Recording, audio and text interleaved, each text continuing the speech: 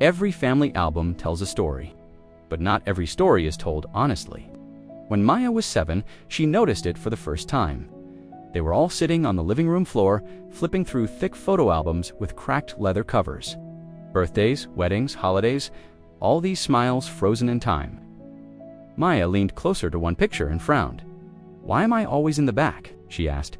Her mother didn't even look up from the page. "You were tall for your age." Maya accepted that.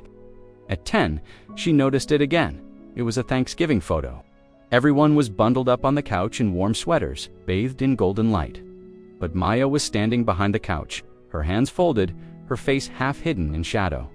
"Why didn't I sit?" she asked. Her aunt chimed in. "You were moving too much. We needed the picture quick." By 12, it had become a clear pattern.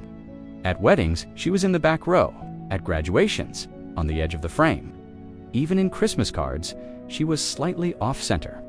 Always visible enough to prove she was there, but never centered enough to feel like she mattered. By the time she was 15, Maya stopped asking why. She learned how to step back automatically when the cameras came out. She learned how to smile without taking up space, and she learned to accept explanations that never quite explained anything. The lighting isn't right. It's a matter of angles. Someone, taller, needs to be in the back. No one ever said the real word. They didn't have to. At family gatherings, compliments floated easily toward her cousins. "Such fair skin, you're so photogenic. The camera just loves you." For Maya, it was all just background noise. She was darker than everyone else. Not dramatically, just enough to stand out. Enough to be managed. On her high school graduation day, Maya wore a navy blue gown and a cap that refused to sit straight. She felt proud, accomplished, whole. The photographer started arranging everyone. Parents in front, grandparents seated, cousins leaning in. Then someone said casually, "Maya, can you stand behind your brother?" She hesitated for a second. Why, there was a short, awkward pause. "Just for composition," her uncle replied. Maya looked at the camera, then back at her family. She didn't move. "I'll stand here," she said calmly. The silence was sharp. Her mother whispered, "Don't make this a thing." But Maya stepped back anyway. The photo was taken at night. She saw it online. Everyone glowed, and she just faded. In college, Maya studied sociology. Finally, words gave shape to feelings she'd never been able to name. Colorism, proximity to whiteness, respectability politics. She thought of the albums, the excuses, the heavy silence. It wasn't accidental. It was curated. Years later, Maya returned home for her cousin's wedding. A professional photographer was loudly directing everyone, front row immediate family. Maya stepped forward. The photographer hesitated, scanning the faces. "Actually," he said, pointing right at her Houston behind them.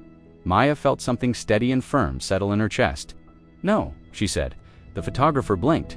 "Excuse me, I'm immediate family," Maya replied. "I'll stand here." Her aunt laughed nervously. "Oh, Maya, don't be difficult." Maya turned to her. "Why am I always difficult when I just want to be seen?" The room went still. "That's not what this is," her mother said quietly. "Then what is it?" Maya asked, her voice clear.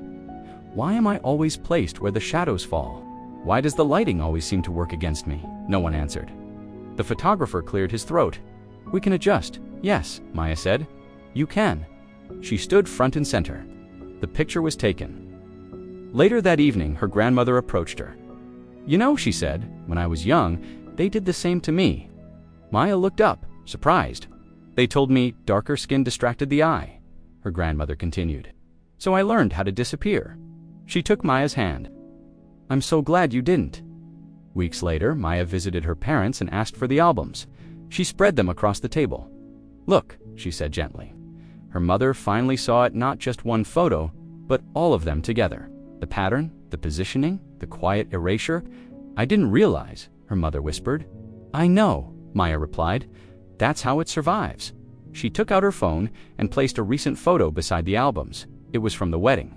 Maya, front and center, her skin radiant under balanced light, unhidden, unapologetic. "This," Maya said, "is what it looks like when no one moves me out of the frame." Her mother touched the picture, her eyes wet. "I'm sorry," Maya nodded. "I don't need apologies in private albums. I need space in the public ones." Now, when Maya looks at old family photos, she doesn't feel bitterness. She feels clarity. Because family pictures don't just capture faces. They reveal who was allowed to be visible and who was taught to step back so others could shine. And sometimes, the most powerful act is simply refusing to move when the camera comes out. Thanks for watching.